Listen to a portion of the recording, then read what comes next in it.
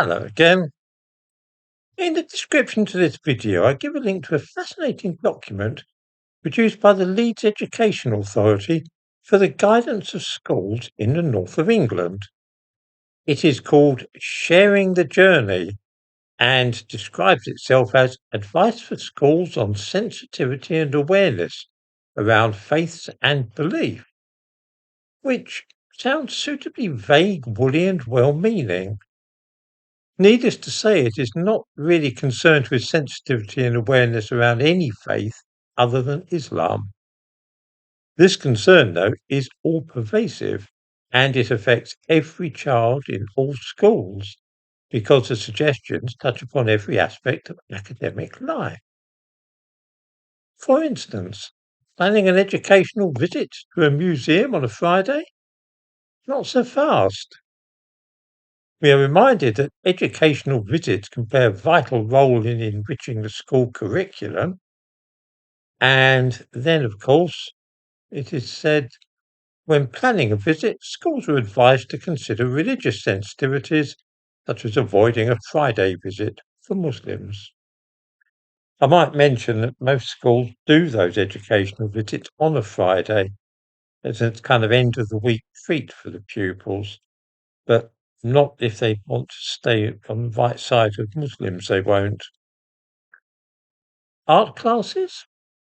Islamic culture and civilization include a rich artistic tradition, particularly in relation to order and pattern, geometry, calligraphy, and the natural world. However, three-dimensional figurative imagery of humans is considered idolatrous by some Muslims. Some Muslim pupils may not wish to draw the human figure. Idolatrous. In other words, drawing a person can amount to blasphemy. Music should present no difficulties, though, right? Wait a moment, though.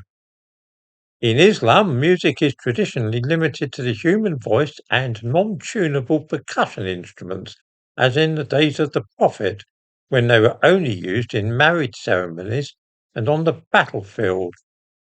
However, there is a diversity of opinion regarding music among Muslims. Schools should listen to any concerns, discuss the place of music in the curriculum, and ensure that students are not asked to join in songs that conflict with their religious beliefs. Of course, many of us couldn't care a fig about the fact that tunable stringed instruments were not used in Arabia during the 7th century, and aren't particularly interested in battlefields and wedding ceremonies at that time either.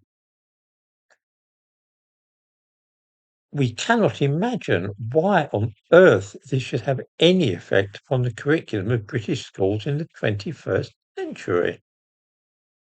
But there you are. About PE.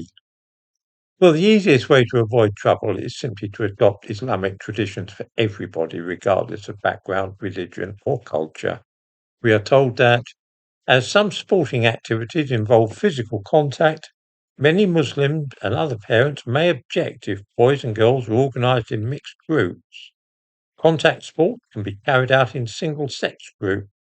Similarly, where it is possible, swimming could be arranged in single-sex groups as well. In short, whether it is arranging trips to a museum, drawing and painting, music or swimming, everything must be arranged with the approval of Muslims.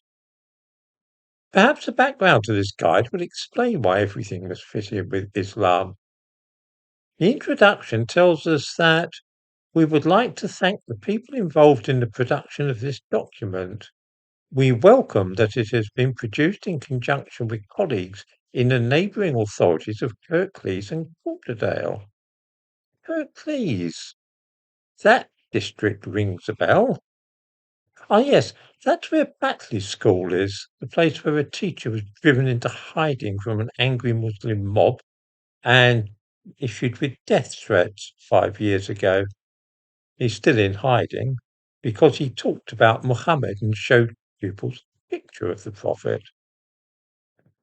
Obviously, the teachers in Kirklees have decided that the best way to keep safe is simply to run schools along completely Muslim lines.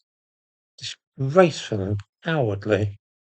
Click on the link in the description to this video and you can then download and read this document for yourself.